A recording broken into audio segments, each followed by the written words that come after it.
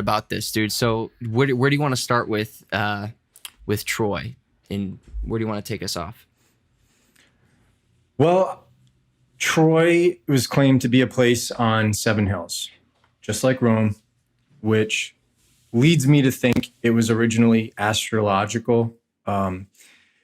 Though many places on different continents have been named after it. Even like I have one of my bloodlines from southern Italy. Their last name means from Troy. And the original one, the reason I go into this astrotheological symbolism is because it was near a place called Mount Ida, Ida. And so its topmost peak is Gargarus, and it was mentioned in the Iliad. And so the gods assemble on the sides of the north in a stone circle called Temenos. And that's a sacred enclosure that is known as Gilgal, also a stone circle. And so this ought to be a clue regarding characters' names like in other literature, like Gilgamesh, right? Which, if you look at it etymologically, would be to draw out of the sacred enclosure. And so what does the stone circle, the circle of Petra, the Lord, symbolize? Well, according to Joshua 4:19, Gilgal is located at the 10th of the first month in the extremity of East Jericho. Now, I will remind people the word Jericho comes from the Hebrew Yareach, which is the which is the moon. And it also has Yah in it, J-E or I-E, that's going to be God. And these 12 stones, which they have taken out of the Jordan, and the Jordan is the river of the sun etymologically. Dan pertains to judgment also, while Yor is basically Or, A-U-R, and O-R, the sun. And this would be an equinox. And so anyways, they have taken out of the Jordan, hath Joshua raised up in Gilgal a sacred enclosure. I will remind people that Joshua is a play on the word Savior, the Son, Yahshua, Yasha. And you see this with Jesus. You know, people often say, oh, well, Jesus' real name is Yeshua. That just means Savior. It's a play on Yasha. And if you were to spell that out in in Hebrew, it would be I-S-O or I-S-E, Yud Shin Hey or Yud Shin Ayin.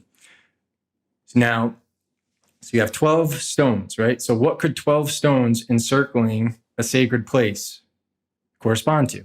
Now that you'll see that in Meru symbolism, right? As we were just talking about with Troy, Ida, Mount Ida, the north. On dry land, Israel, quote unquote, the sun, right? Because Israel is the Phoenician name for the sun. A lot of people don't know that.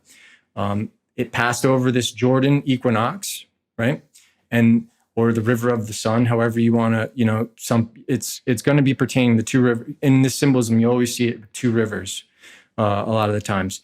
And this is because Jehovah, the sun, again, your God, dried up the waters of the Jordan at your presence till you're passing over, as Jehovah, your God, did to the Red Sea, which he dried up at our presence till our passing over.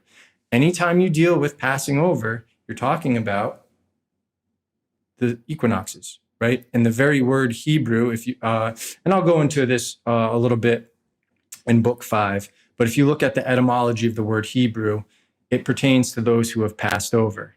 And I've gone over this in previous books, and I've gone over this on previous podcasts. It pertains to degrees of initiation after passing over, Hebraic degrees, if you will. And that's a hint at what I'm talking about.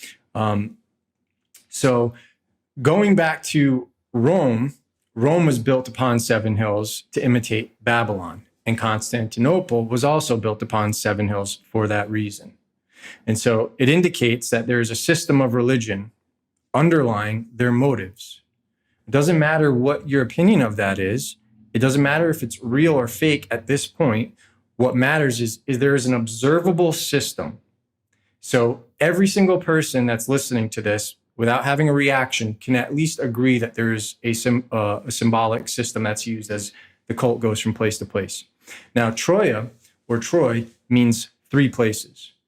Ilion, which would be iota, lambda, iota, omicron, nu in Greek. That's an archaic name for Troy, hence Homer's Iliad, which could also be called Troia or Troy. So your ability, when you see these words, to recognize their similarity and the history, Troy, Ilion, Ilium, Iliad, Ilios, in their authentic pronunciations, that will key you in on what you're looking at and what the Iliad is really about. Feel free to jump in. Yeah, feel free to jump